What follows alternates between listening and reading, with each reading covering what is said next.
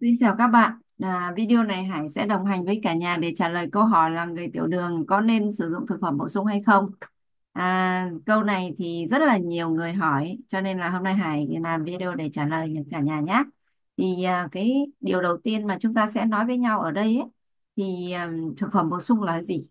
Mình nghe rất nhiều đúng không? Thực phẩm bổ sung, thực phẩm chức năng, rồi là à, thực phẩm nói chung là dinh dưỡng hay cái gì đó. Thế thì mình hiểu thực phẩm bổ sung là cái gì? Thực phẩm bổ sung là những cái sản phẩm được bổ sung vào chế độ ăn hàng ngày với cái mục tiêu là tăng cường sức khỏe, tăng cường sức đề kháng, hỗ trợ các cái điều trị các cái loại bệnh lý. Thành phần trong các cái loại thực phẩm bổ sung thì thông thường là nó sẽ bao gồm các loại vitamin, khoáng chất, chất xơ, hoặc là một số những cái thành phần dinh dưỡng khác, ví dụ như là chất béo hoặc là protein chẳng hạn. Thế thì câu hỏi đặt ra là tại sao mà người tiểu đường nói riêng và tất cả những người khác nói chung, nếu như mình muốn có sức khỏe thì mình cần phải sử dụng thực phẩm bổ sung? Thì cái câu trả lời đó là những cái thực phẩm mà thông thường mình ăn hiện nay ấy, thì nó không đảm bảo được cái tiêu chí là đầy đủ về vi chất dinh dưỡng, đúng không ạ? Cơ thể của chúng ta thì nó sẽ cần, thứ nhất là năng lượng, và cái số 2 là vi chất dinh dưỡng. Thế thì những cái thức ăn hàng ngày của mình ấy thì năng lượng calo thì nó rất là cao, nhưng mà vi chất dinh dưỡng đây là vitamin, khoáng chất, chất xơ, chất béo tốt hay là dưỡng chất thực vật thì nó rất là thiếu. Mà nếu như mà mình bổ sung đủ những cái vi chất đấy từ thực phẩm thông thường thì mình lại đối mặt với cái nguy cơ là bị thừa năng lượng, thừa calo, tích mỡ, thừa cân. Cho nên là cái câu chuyện là thực phẩm bổ sung ra đời giúp giải quyết cho cái vấn đề là thực phẩm hàng ngày thông thường không đảm bảo đầy đủ vi chất dinh dưỡng. Cho nên những người tiểu đường thì ờ, nói chung thì cũng đều cần phải có cái sức khỏe, và đặc biệt là đã bị bệnh rồi thì cần phải bổ sung đầy đủ dinh dưỡng, vi chất dinh dưỡng, thì mới cái việc điều trị bệnh thì nó mới tốt được. Cho nên là cái người tiểu đường rất rất là cần sử dụng thực phẩm bổ sung. Tuy nhiên thì sử dụng thế nào để cho nó hiệu quả cho cái việc là cải thiện sức khỏe, cải thiện cái vấn đề về đường huyết thì nó lại là câu chuyện khác, đúng không? Chứ không phải là cứ sử dụng thực phẩm bổ sung là tốt. Thế thì à, câu hỏi tiếp theo là sử dụng thực phẩm bổ sung hỗ trợ bệnh tiểu đường như thế nào cho nó hợp lý?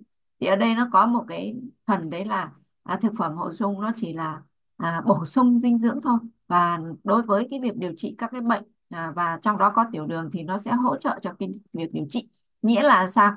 Nghĩa là khi mà mình điều trị bệnh thì mình sẽ phải, ví dụ như mình phải can thiệp y tế, đúng không? Mình phải uống thuốc kháng sinh hay mình phải đưa những cái loại thuốc vào cơ thể của mình. Thế thì cái việc uống thuốc nó sẽ hỗ trợ cho xử lý bệnh, nhưng để cơ thể của mình nó có nâng được sức đề kháng hay không, hay là nó có cái khả năng à, miễn dịch tăng lên hay không, để cho cái việc phục hồi nó nhanh hay không, là do dinh dưỡng, do những cái vi chất dinh dưỡng mà mình đưa vào. Cho nên là thực phẩm bổ sung nó không có tác dụng à, là chữa bệnh, và nó chỉ là hỗ trợ cho cái việc điều trị cái bệnh đấy. Và do đó nên là khi mà những người bị tiểu đường đấy thì khi dùng thêm thực phẩm bổ sung thì không được tự ý dừng thuốc hoặc là giảm thuốc hay là giảm liều thuốc tiểu đường mà bác sĩ chưa có cái ý kiến, thì chúng ta không thể tự thay đổi được nhé. Sẽ sử dụng thực phẩm bổ sung để hỗ trợ cho bệnh lý tiểu đường, nhưng riêng về thuốc tiểu đường thì phải tuân thủ cái yêu cầu của bác sĩ đó. Và những lưu ý mà khi mà mình bị tiểu đường mình sử dụng thực phẩm bổ sung đấy là: lưu ý số 1 là không nên sử dụng nhiều loại thực phẩm bổ sung cùng một lúc, bởi vì là nó sẽ có những cái hệ lụy sau đây xảy ra này. Thứ nhất là thành phần trong các cái sản phẩm bổ sung ấy nó có thể trùng lặp. Ví dụ như là cùng một lúc sử dụng hai ba loại thực phẩm bổ sung thì có thể là tất cả các loại đấy nó đều có một cái, ví dụ như nó đều có vitamin A chẳng hạn. Ví dụ như là cả ba loại thực phẩm bổ sung mình đang sử dụng nó đều cung cấp vitamin A, và mình hiểu rằng là vitamin thì rất là quan trọng, nhưng mà nếu bổ sung thừa một số loại vitamin, nếu bổ sung thừa nó sẽ bị ngộ độc. Nó sẽ bị ngộ độc và nó sẽ không được thải ra ngoài cơ thể, và nó sẽ bị ngộ độc. Và khi mình bổ sung cùng một lúc nhiều cái thực phẩm bổ sung ấy thì có thể dẫn đến là cái thành phần nó bị trùng lặp, khiến hàm lượng của cái hoạt chất ấy nó tăng lên và có cái vượt cái khả năng hấp thu của cơ thể, đúng không? Ví dụ nhu cầu vitamin A của cơ thể một ngày là khoảng một hoặc 200 mg thôi ạ, nhưng mà mình lại bổ sung hai ba loại thực phẩm bổ sung vào thì cái lượng vitamin A từ hai ba cái loại đấy nó phải lên tới hàng vài trăm mg, thì lúc đấy là dư thừa, cơ thể không không đào thải được. Và ngoài ra thì khi mình sử dụng nhiều loại thực phẩm bổ sung ấy, thì có thể là có những thành phần tương tác lẫn nhau, gây ra là tác dụng phụ, đúng không? Thì lại không tốt cho sức khỏe. Và các cái sản phẩm cùng có tác dụng hạ đường huyết. Thế thì với những người tiểu đường ấy, thì thông thường sử dụng thực phẩm bổ sung ngoài cung cấp vi chất dinh dưỡng thì còn hỗ trợ cho cái việc ổn định và hạ đường huyết. Thế thì sử dụng cùng một lúc nhiều quá thì cái tác động hạ đường huyết nó mạnh quá, thì nó lại làm cho cái đường huyết của mình nó bị tụt quá mức, thì lúc đấy có thể gây ra nguy hiểm cho sức khỏe, thậm chí hôn mê, đúng không? Thì đấy chính là cái lưu ý đầu tiên khi sử dụng thực phẩm bổ sung, là mình cần phải à, có cái sự hiểu biết, hoặc nếu không mình cần phải tham vấn những chuyên gia, tránh cái trường hợp mà dùng cùng một lúc quá nhiều và nó sẽ gây ra những cái tác hại đối với sức khỏe. Và cái lưu ý số 2 khi mà sử dụng thực phẩm bổ sung với người tiểu đường ấy, là không tự ý tăng liều theo khuyến cáo. Tăng liều thì có thể gây tác dụng phụ, tác dụng nhưng mà lại có tác dụng phụ. Ví dụ như là liều người ta nói rằng là cái thực phẩm này chỉ dùng hai hai lần một ngày hoặc 2 viên một ngày, mình lại nghĩ rằng là để tốt hơn thì mình dùng gấp đôi liều, thì đấy là cái điều mà không nên. Và cái thực phẩm bổ sung mà nó hỗ trợ giảm đường huyết ấy, mà giảm đường huyết tại một thời điểm, nó không có ý nghĩa là trong điều trị và phòng ngừa các cái biến chứng của tiểu đường. Bởi vì là nếu mà nói về cái theo dõi tiểu đường ấy thì cái chỉ số về đường huyết mà đo hàng ngày nó không phản ánh cái nguy cơ biến chứng. Mà khi mà những người tiểu đường đi xét nghiệm về cái chỉ số HbA1c ấy, thì đấy mới là cái chỉ số phản ánh cái nguy cơ biến chứng của tiểu đường nhá. Cho nên là mình có sử dụng một cái thực phẩm gì đấy mà nó hạ đường huyết của mình trong một cái thời điểm nào đấy, thì không có nghĩa là cái thực phẩm đấy nó có cái khả năng là à, phòng ngừa biến chứng của tiểu đường nhé. Cả nhà mình lưu ý điều này nhé. Đó, nên là chúng ta cần phải lưu ý không được tăng liều. Đó. Và rất là quan trọng, thực phẩm bổ sung thì đó chính là những cái loại mà người ta chiết xuất, đúng không? Chiết xuất từ những cái thực phẩm thông thường để mà ra được những cái sản phẩm bổ sung như vậy. Thì cái mấu chốt ở đây chính là mình cần phải có cái kiến thức, mình phải biết lựa chọn các cái sản phẩm có nguồn gốc xuất xứ rõ ràng. Và khi lựa chọn ấy thì mình cần lưu ý là cái sản phẩm đấy là thứ nhất là có nguồn gốc xuất xứ và có được cấp giấy phép. Và cụ thể ở đây là Bộ Y tế, à, Cục Vệ sinh An toàn Thực phẩm, người ta sẽ cấp cái giấy phép này. Và tham khảo ý kiến chuyên gia y tế về tình trạng bệnh lý, phương pháp điều trị trước khi sử dụng thực phẩm bổ sung, đúng không? Hãy hỏi cái ý kiến cái bác sĩ mà người ta đang điều trị cho mình ấy. Xem là mình có nên sử dụng cái loại thực phẩm bổ sung nào đó không, thành phần của nó gồm những cái gì thì mình có thể tham vấn ý kiến bác sĩ để người ta cho ý kiến. Tuân thủ chế độ thuốc điều trị và không tự ý thay đổi. Thực phẩm bổ sung không thay thế cho chế độ dinh dưỡng cân bằng lành mạnh, đúng không?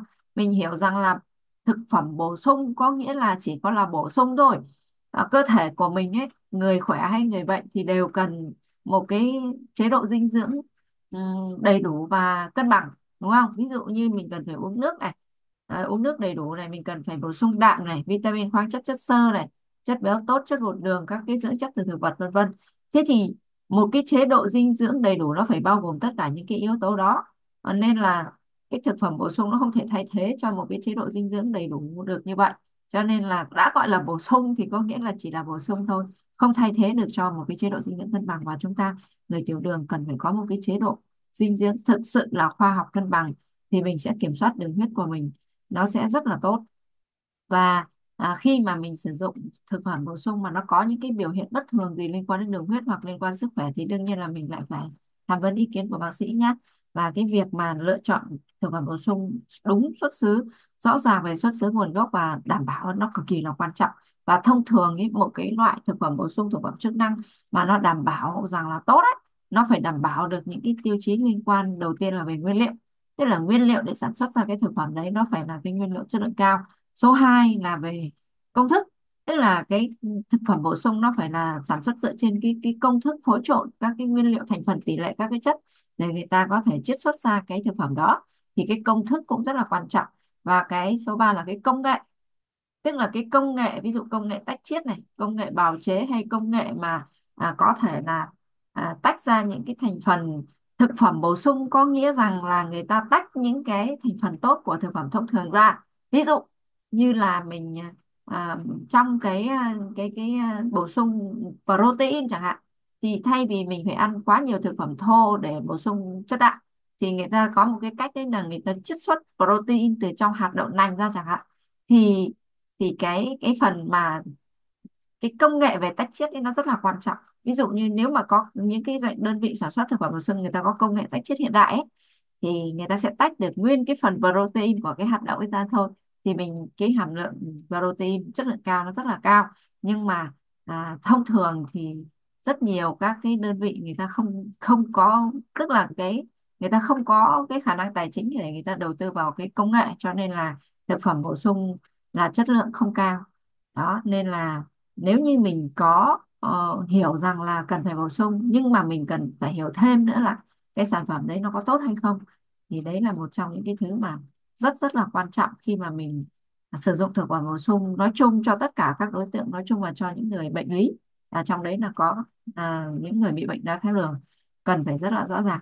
Và tổng kết lại là người tiểu đường thì nên sử dụng thực phẩm bổ sung để hỗ trợ cho trong chế độ dinh dưỡng, để đảm bảo được cái việc là đầy đủ vitamin khoáng chất để tăng cường sức khỏe, tăng cường sức đề kháng, tăng cường sự trao đổi chất, và đặc biệt là hỗ trợ cho cái việc kiểm soát đường máu.